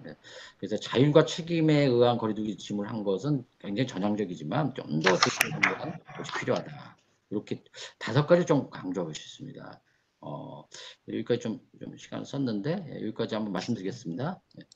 네, 수고하셨습니다. 다음으로는 노아봉 소상공인 시장진흥공단 소상공인 정책연구센터장님 코로나 팬데믹 상황에서 소상공인에게 시급한 소상공인 정책 발표해 주시기 바랍니다. 네, 안녕하세요. 예, 들립니까? 네, 잘 들립니다. 예. 소상공인 시장진흥공단 노아봉입니다. 먼저 최승재 의원님께 먼저 감사의 말씀을 드리고요. 오늘 아침 일찍 나오면서 또 뭐 어떤 말을 또 해야 되는지 좀 곰곰이 생각해봤는데 일단 뭐 현장의 목소리를 전해주신 뭐 이근재 대표님이나 그 정인성 대표님이 말씀하신 것처럼 지금 그 코로나로 인해서 상당히 소상공인들은 어렵다고 할 수가 있습니다. 먼저 그 좀 자료를 좀 공유를 좀 하겠습니다. 그 소상공인이 지금 현재 얼마나 어려운가를 좀 보시면 그 자료에 나타나는 것처럼 지금 그 코로나가 발생한 그 작년 초죠. 1월부터 한 1년간 쭉 한번 카드 매출을 한번 봤는데요. 지금 작년 말부터 소상공인들이 굉장히 어려워졌다라는 것을 좀 그래프로 보실 수가 있습니다. 그 3차 코로나 3차 유행 시기에 보면은 이미 그 소상공인들의 그 매출 수준이 전년 그 같은 기간 대비해서 한 68% 수준으로 되어 있으니까요. 한 32% 정도 매출이 감소했다. 그러니까 이런 그 신용카드 매출 데이터를 봐도 그 소상공인들의 매출이 상당한 심각한 타격을 입고 있다라는 것을 알 수가 있고요. 특히나 그 카드 매출뿐만 아니라 현장의 목소리를 들어보면 소상공인들이 굉장히 그 어려움을 많이 지금 겪고 있습니다. 자료를 보시면 알겠지만, 자료.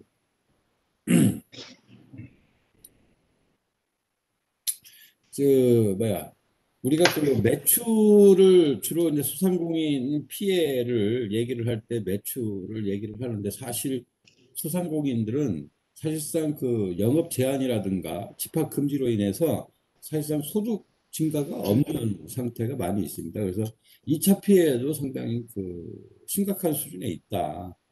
그런 말씀을 드리고 싶고요. 지금 정부가 지금 뭐 1차에 3차까지 지금 재난지원금을 지금 지원을 했습니다. 소상공인의 그 경영 위기를 그 극복하는 차원에서 지원을 했는데, 또 뭐 이제 4차 재난지원금도 준비를 하고 있고요. 근데 이제 그 정부가 지금 지원하고 있는 그 재난지원 같은 경우에는 사실 그 승수 효과가 좀 발현되지 않아서 현실은 그렇게 소상공인들의 현실은 그렇게 넉넉하지 못하다라고 말씀드릴 수가 있습니다. 그래서 이제 그 정부가 지원금 성격의 어떤 그 지원을 하고 있는데, 뭐 일시적으로 소상공인에게 보탬이 될 수는 있지만, 소상공인이 지금 현재 겪고 있는 어려움을 근본적으로 해결하는 데는 좀 한계가 있지 않나 그렇게 생각합니다. 사실 이근재 대표님이나 정인성 대표님께서 말씀하신 것처럼 지금 현재 그 코로나로 인해서 그 소상공인들이 가장 시급한 경영 애로가 어떤 거냐면, 뭐 사업장 임대료를 지금 납부를 하지 못한다든가, 뭐 인건비도 지금 줄 수 없는 상황이고, 또 이제 특히나 이제 그 원무자재 구입비도 지금 사실상 해결하기가 어려운 상황입니다. 그리고 이근재 그 대표님 같은 경우에는 이제 뭐 대출금 받아가지고 근근히 이어왔다라고 말씀을 하셨는데, 일단 그 대출금 상환에 대한 거, 그다음 원리금에 대한 이자, 이런 것도 또 지금 감당하기가 어려운 상황입니다. 그래서 저는 임채윤 교수님께서 발표하신 선대출 후 정산 형태의 소상공인 패키지 지원은 큰 의미가 있다고 보는데, 사실 그 단점을 보면 대출금 상환 부실 가능성은 굉장히 크다고 저는 보고 있거든요. 그래서 특히나 이러한 부실 가능성은 지원하게 된다면 많은 국가 세금이 투입되기 때문에 신중한 접근이 필요하지 않을까 생각을 하고 있고요. 또 이제 대출금 가수요라든가 병목 현상, 이런 것들은 이제 도덕적 해이를 또 불러일으킬 수가 있거든요. 그래서 이제 교수님께서 제안하신 이러한 방법들이 뭐 장점도 많지만 단점의 부작용이 더 클 수가 있습니다. 그래서 이러한 방법으로 소상공인을 지원할 때는 좀 면밀한 검토 과정이 필요하지 않나 그렇게 생각을 하고 있습니다. 그래서 제가 말씀드리고 싶은 거는, 사실 이 코로나 위기 상황을 소상공인들 좀 보다 슬기롭게 헤쳐나갈 수 있도록 좀 도움이 필요한 그러한 정책이 필요하지 않을까 그렇게 생각이 됩니다. 이제 코로나가 지금 코로나 때문에 소상공인들이 많은 어려움을 지금 겪고 있지만, 사실 이러한 코로나가 확산되는 과정에서 폐업 소상공인들이 굉장히 많습니다. 그래서 이 폐업 소상공인에 대한 재기 지원도 좀 필요할 것 같고요. 그다음에 이제 어떤 긴급한 상황을 단기적으로 해결하기 위한 그러한 자금 대출보다는 보다 근본적으로 그 코로나 위기를 극복할 수 있는 경영 안전 운영 자금 이런 것들을 조금 확대해야 되지 않을까 그렇게 생각이 들고요. 그다음에 이제 기존 자금의 대출 자금에 대한 유예, 그다음에 뭐 상환을 연장해 준다든가 이자를 조금 보전해 준다든가 감면해 준다든가 이러한 정책들이 좀 필요하지 않을까 그렇게 생각하고 있고요. 그다음에 이제 소상공인들이 요 코로나 과정에서 가장 힘든 부분이 간접 비용을 감당하는데 굉장히 어려움을 겪고 있다는 걸로 지금 알고 있습니다. 그래서 뭐 전기세라든가 수도세 이런 공과금 이런 것들도 좀 납부를 유예시켜 준다든가 감면하는 제도도 좀 필요할 것 같고요. 특히 임대료 같은 경우에는 소상공인들이 사업체를 운영하는데 많은 부분을 차지하고 있습니다. 그래서 이러한 임대료도 좀 걱정이 많은데요, 사실.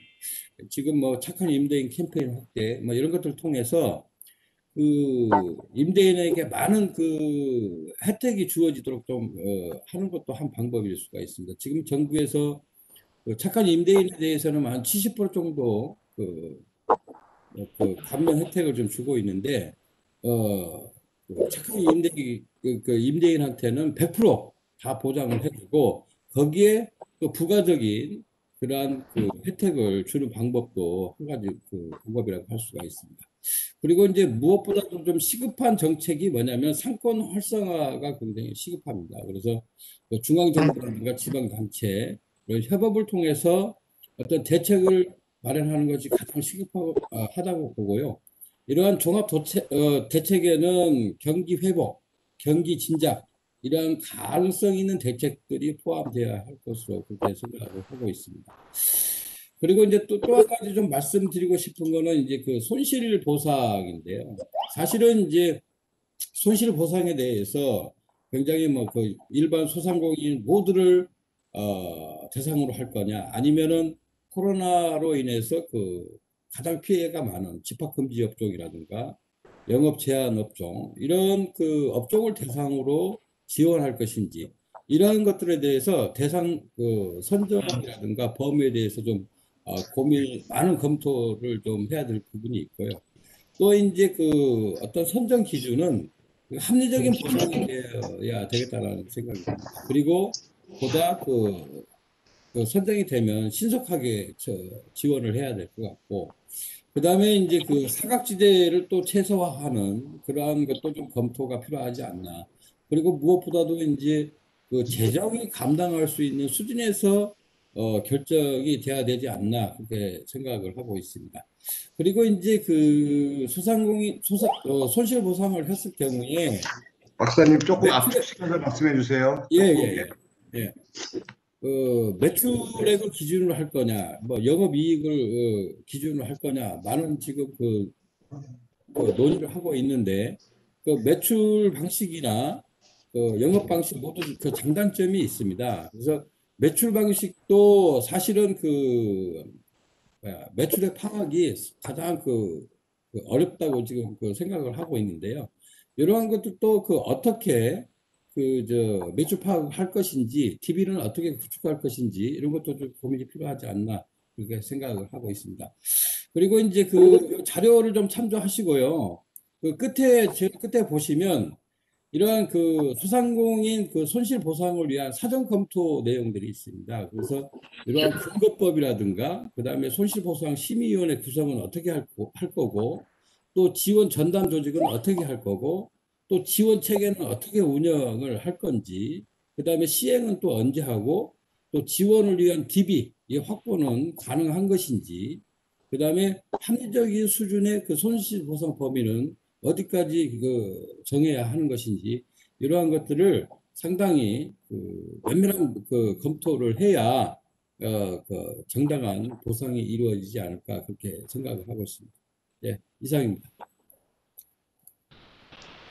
네, 감사합니다. 오늘 다음에는 우리 이 손실보상 법제 이 검토 사항에 관련된 부분에 대해서 한번 또 토론 한번 해봐야 되겠습니다. 사전 검토 내용이 상당히 중요한 것 같습니다. 제가 이번 주말에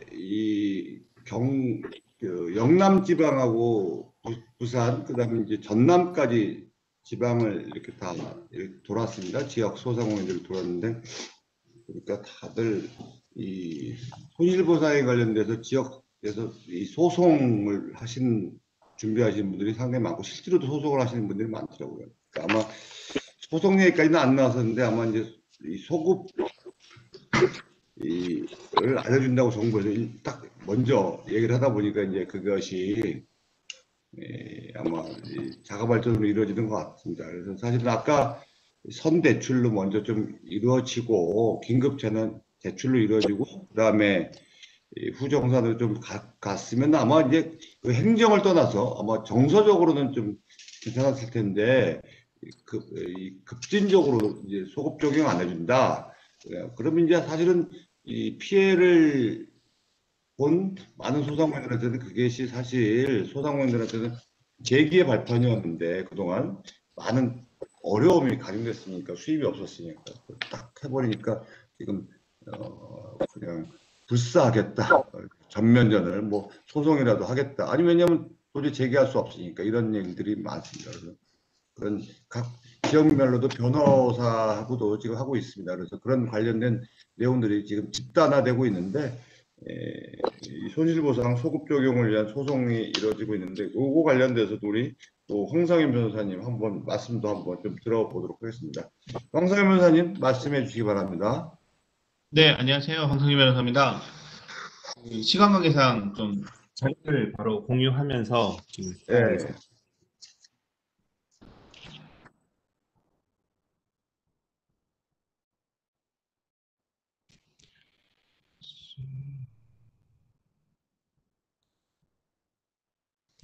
지금 자료에서 같이 현재 이제 소상공인들은 이른바 이제 죽음의 계곡을 매일 힘겹게 걷는다라는 표현과 같이 굉장히 힘든데요. 저는 시간 관계상 손실보상의 대상이나 범위 앞에서 많은 그 발제자와 토론자께서 말씀해 주셨는데 그거보다는 소급 적용에 대해서 집중해서 한번 토론을 나가 보겠습니다. 처음에 정부에서는 어느 정도 손실보상을 보상해 주겠다 논의하다가 소급 적용을 인정하는 듯한 발언을 좀 이어나가다가요. 어느 순간 앞에서는 손실보상을 안 해주겠다라는 식으로 좀 이어나갔습니다. 그런데 코로나19 등 보건안전 위기가에 따라서 방역당국에서 예를 들면 집합금지 업종 혹은 감염병 환자들의 이동 공개를 구체적으로 공개를 했는데 이런 구체적인 공개에 따라서 예를 들면 방문객이 급감한다던가 임시 휴업을 한다던가 이렇게 될 경우에 업주들에게 많은 막대한 영업 손실이 발생하는데 이런 영업 손실이 발생한 업주들에게 손해를 그대로 전가시키는 게 타당할 것인가? 아니면 손실보상 혹은 손해배상도 논의를 좀 해봐야 되겠는데요. 어쨌든 손실보상이나 손해배상에 대해서 일부를 보존해 줘야 되는 게 아닌가라는 문제가 있습니다. 이에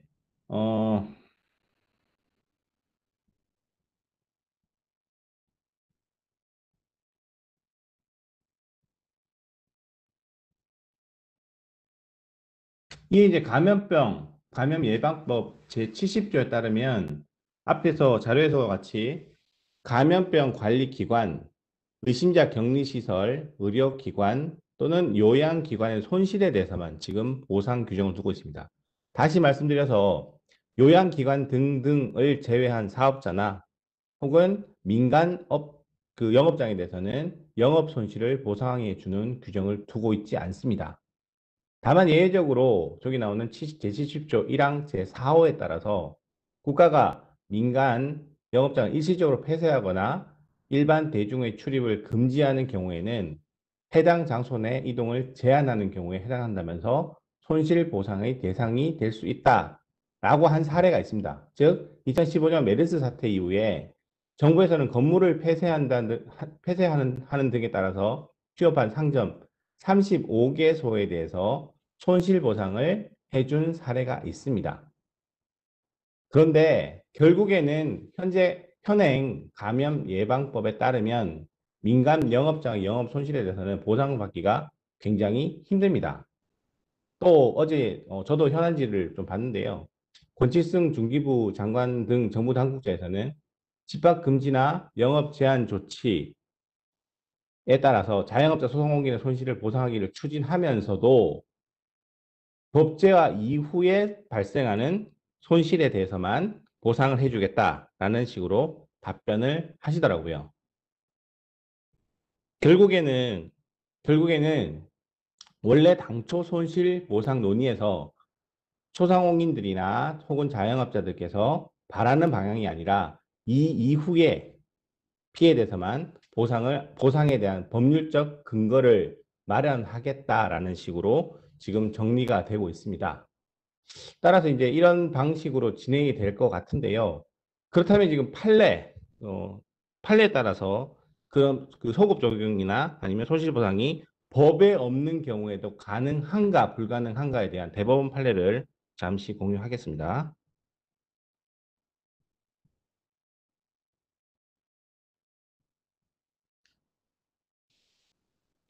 보시는 판례는 그 예를 들면 건축 신축 허가를 받고 신축 부지에 가건물을 세웠어요. 그 가건물을 세웠는데 그 가건물을 세운 이후에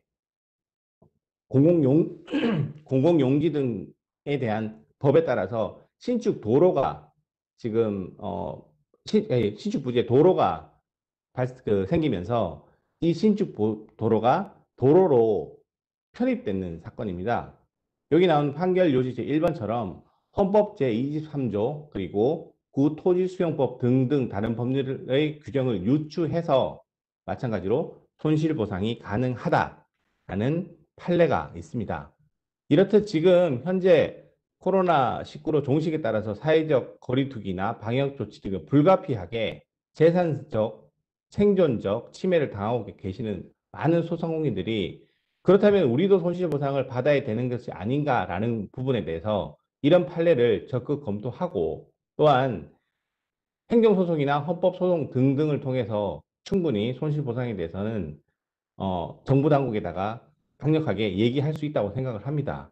다시 말씀드리면 지금 소상공인들이 가지고 있는 여러 가지 재산적 피해나 생존적 피해에 대해서 아무런 손실보상에 대한 제도 없이 앞으로의 손실에 대해서만 보상해 주는 근거를 마련하겠다라는 부분은 분명히 저는 개인적으로 잘못됐다고 생각하고요. 정부 여당에서는 소급 적용에 대해서는 법률 불소급의 원칙에 따라서 줄 수 없다라는 식의 주장을 하기도 하는데요. 법률 불소급의 원칙은 침해적이거나 박탈적이거나 처벌하지 못한다는 입법상의 기본적 원칙이고요. 우리가 지금 논의하고 있는 혜택적 손실보상, 시혜적 손실보상 이런 부분에 대해서는 소급 적용해도 아무런 문제가 없다라는 부분을 밝히면서 제 발표는 마무리 짓겠습니다.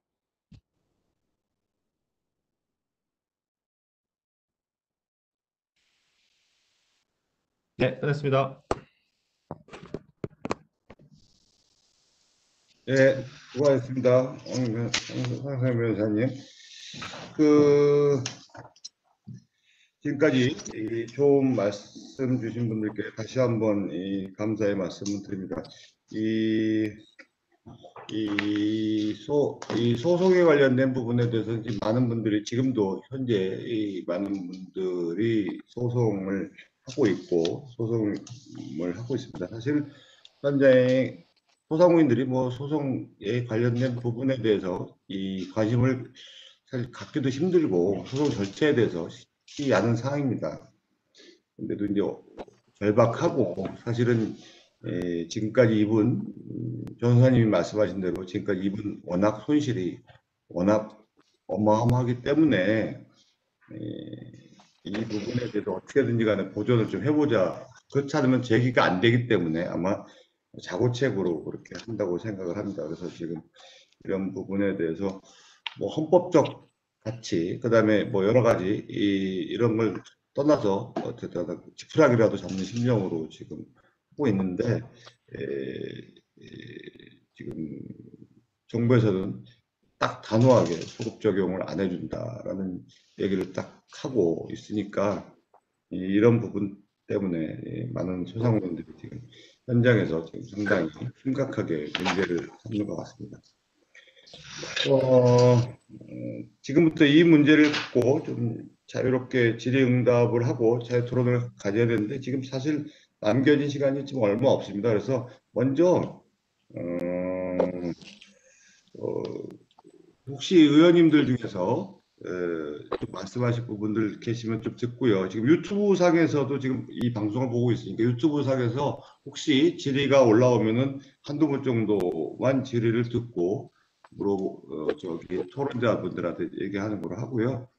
그다음에 한 분 정도만 질의 듣는 거로 좀 하겠습니다. 우리 맨 마지막에 의원님들은 마지막에 듣는 거로 하고 이근재 회장님 뭐 하실 말씀이 계세요? 네, 이근재 회장님 뭐 음소거 제거하고 말씀해. 이근재 회장님의 가게에는 총회의원실 부서관이 나가 계세요. 예. 짧게 말씀해 주세요. 시간이 없으니까. 유튜브 계신 분들 아니, 잠깐만요. 유튜브에 지금 보고 계신 분들은 혹시 질의하실 내용 있으면 잠깐 채팅창에 올려주시기 바랍니다. 말씀하세요.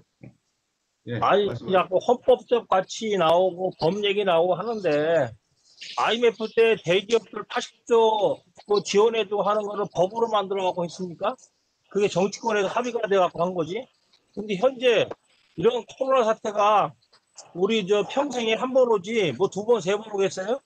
근데 그걸 손실보상 안 한다는 거는 정부가 현재 재난지원금 갖고 포퓰리즘 하고 그다음에 자기네 입맛에 맞게끔 하는 것밖에 안 된다 이거죠. 이거에 대해서 정치권에서 강력하게 좀 해줘야지 이러다가 우리들 진짜 자살하고 폐업하고 생존권 박탈당하면은 누가 보상할 거냐. 대한민국 망하는 거죠. 이렇게 생각합니다. 이상입니다.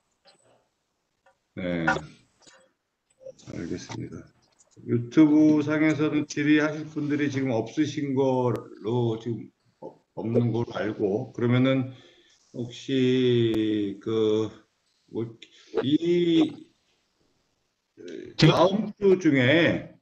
다음 주에 이 현장을 저희가 지금 김은혜 의원님, 그다음에 이영 의원님 지금 이제 아마 국회 상임위 들어가시라고 나가셨는데 양금 의원님이나 김영동 의원님 상의해서 현장을 저희가 한번 나갈 겁니다. 현장을 짧게라도 해서 현장에 오늘은 이제 이 안에서 했는데 현장에 나가서 한번 방문해서 현장에서 한번 짧게라도 현장을 방문하는 계획을 좀 세우고 있다는 말씀을 참고로 드리고 제가 황성현 말씀하세요.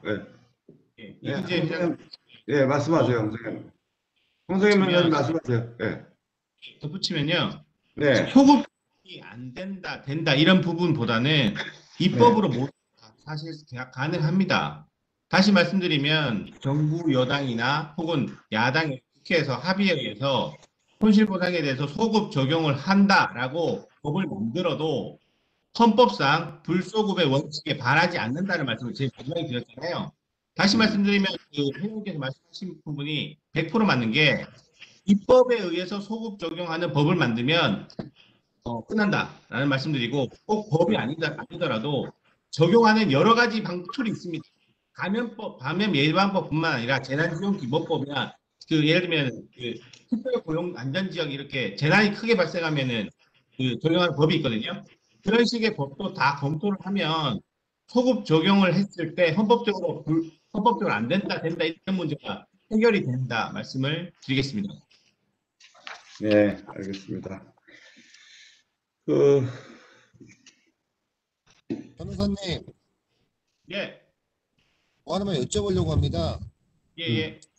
사실 저희 당구장협회에서도 지금 손실보상 소급 적용에 대해서 지금 소송을 준비 중입니다. 예. 그러면 어떻게 보면 저희가 실질적으로 당구장 하시는 분들이 소급표를 만들어서 실질적으로 우리가 손실난 부분에 대해서 소급표를 만들어서 실제 제소를 하고 헌법 소원보다는 오히려 손실보상에 대해서 그냥 소급표를 만들고 그거를 기준으로 저희가 손실보상에 대한 소송을 하는 게 더 유리한 거 아닐까요? 예, 지금 제가 이렇게 표로 하나 만들어서 이걸 공개하지 않았는데, 예를 들면 카페는 손해배상 소송 중이고요. 그 코인 노래방 같은 경우에는 손실보상을 지금 소송 중이고요. PC 호프집 자영업자들은 헌법 소원을 준비 중인데, 이 소송들이 다 다르지 않습니다. 무슨 말씀이냐면은 손실보상표를 만들어서 행정소송을 하시다가 법원에서 헌재를 다시 보낼 수도 있어요. 혹은 각각의 판단에 따라서 손실보상하는 행정소송과 헌재에 의한 헌법소원을 동시에 진행시켜도 무방하다고 저는 판단되거든요. 그래서 후성적으로는 여러 가지 그 방법이 있고 여러 가지 방향성의 문제는 가능하다라고 판단이 됩니다. 네. 뭐가 유리하다 불리하다는 결국에는 어떤 그 소송 단계에서 진행하는 단계에서 이게 판단된 문제이지 지금 단계에서 손실보상이 더 유리하냐 헌법소원이 더 유리하냐 그 문제는 있는 것 같습니다. 네, 알겠습니다. 감사합니다. 예, 알겠습니다. 좀 양금희 의원님, 네, 마무리 말씀 좀 듣도록 하겠습니다, 의원님. 뭐 말씀? 예, 오늘 해주신 말씀들 제가 다 메모했고요. 필요한 부분은 사진도 찍었습니다. 그래서 그 내용들 잘 정리해가지고요. 중기부 쪽에 장관하고 차관하고 잘 싸워보도록 하겠습니다. 그리고 손실보상이 제대로 이루어질 수 있도록 아마 법안 소위에서 최승재 의원님과 제가 같이 해야 될 부분인데요. 여기도 반드시 원하시는 부분 관철시키도록 노력하겠습니다. 그리고 너무너무 고생하고 계시는데요. 하여튼 저희도 힘을 보탤 수 있도록 열심히 국민의힘에서 열심히 하겠습니다. 고맙습니다. 네. 예, 감사합니다. 우리 김영동 의원님 마무리 말씀 부탁드리겠습니다. 우렁찬 목소리. 잘 안 들립니다, 김영동 의원. 음소거 제하시고 음소거 풀어주세요, 김영동. 알겠습니다, 의원님. 예, 네, 김영동 의원. 좋은 말씀 많이 들었습니다. 특히 현장에 계시는 두 분 회장님 말씀이 더 가슴에 와닿았다는 말씀을 드리고요. 가장 시급하게 이번에 추경 심사할 때 조금이라도 현장에 완벽하진 않지만 도움이 될 수 있도록 하는 그런 노력을 하겠습니다. 그리고 동시에 조금 교수님들하고 몇 분 전문가님들에게 좀 말씀을 드리고 싶은 나름의 의견이 있습니다. 뭐냐면 이제 환경이 완전히 바뀌면서 어떤 업종은 비대면으로 이제 영업이 진행되는 그런 환경에 대해서 지원하는 방식이라 그럴까요? 뭐 이런 것도 동시에 필요하리라고 봅니다. 또 하나는 아예 어떤 업종은 사라지는 경우도 있을 수 있습니다. 아까 당구장 말씀 들어보니까 너무 가슴이 아픈데요.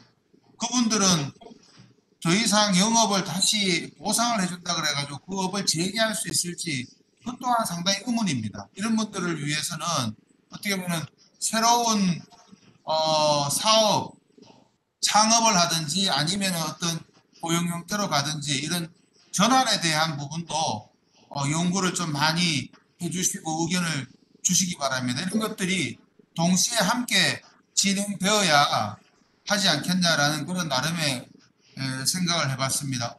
어쨌든 아침에 너무 귀한 말씀 주셔가지고 너무 감사하고요. 저희가 많이 부족하고 부끄러움도 많이 느끼는 시간이었습니다. 열심히 돕도록 하겠습니다. 감사합니다. 네, 감사합니다. 우리 김영동 의원님. 아까 그 김영동 의원님 말씀은 우리 노아봉 센터장님께서도 아까 그 관련된 내용에 대해서도 말씀을 하셨기 때문에 그 부분에 대해서는 이 소진공에서도 조금 관심 있게 적극적으로 좀 연구 좀 부탁드리도록 하겠습니다. 오늘 이른 아침 장시간 동안 화상 간담회를 통해서 참석해 주신 모든 분들께 감사드리고요. 또 오늘 유튜브를 통해서도 많은 분들께서 참석해 주셨습니다. 다시 한번 감사드립니다. 우리 소상공인들은 이 코로나 팬데믹 위기 속에서 하루하루 최선을 다하면서 버텨왔습니다. 이런 상황에서 정부가 이들에게 희망을 주고 국가에 협조했을 때 최소한 멸망에 이르지 않고 최소한 망하지 않게끔 최소한의 장치는 만들어줘야 된다고 생각을 합니다. 이번 간담회를 통해서 현장의 목소리와 전문가분들의 고견을 담아서 국회에서는 정책적, 입법적 뒷받침이 될 수 있도록 적극적으로 노력을 다시 한번 하겠다는 약속을 드립니다. 오늘 간담회로 끝날 것이 아니라 현장 방문 또 2차, 3차의 내용을 통해서 국회에서의 할 일을 최선을 다해서 또 하고, 이 소상공인들이 항상 힘들어 왔지만 이번은 정말 큰 위기와 어려움이라고 생각합니다. 그래도 끝까지 희망을 잃지 않도록 저희가 더 노력하겠다는 말씀 드리도록 하겠습니다. 힘내시고요. 법도 중요하고, 그 다음에 아까 여러분들께도 말씀하셨지만 뭐 여러 가지 어떤 절차도 중요하다고, 행정적인 절차도 중요하다고 생각합니다. 그렇지만 제일 중요한 것은 이 어려운 상황에서 희망을 만들어내는 어떤 이 노력이 필요하다고 생각합니다. 정부와 국민과 정치가 분리되는 일은 없어야 된다고 생각합니다. 이렇게 한 이유는 최소한 함께라는 부분, 그리고 어느 한 사람이라도 그런 일을 당하지 않아야 된다는 것이 기본이어야 된다고 생각합니다. 그것이 정치의 기본이고, 그 정치를 저희 국회에서 충실히 이행하고자 노력하겠습니다. 그것은 국회에 계신 여야 의원님들의 모두의 심정일 거라고 저는 확신하고 있습니다. 저는 그분들의 민간의 우리 현장의 목소리를 또 가감없이 저희가 충실히 잘 전달하는 부분이 필요하다고 생각을 하고요. 그 과정에서 더 이상 많은 소상공인들이 일방적 조치로 인해서 더 이상 소상공인들이 힘들어하지 않게끔, 다시 소상공인들이 정상화될 수 있게끔, 또 희망을 갖는 삶을 살게 할 수 있게끔, 일상으로 돌아갈 수 있게끔 저희가 빨리 만들도록 하겠습니다. 끝까지 최선을 다해서 여러분과 함께 하도록 하겠습니다. 오늘 간담회 참석해 주신 모든 분들 감사합니다. 고맙습니다. 네, 수고하셨습니다. 수고하셨습니다.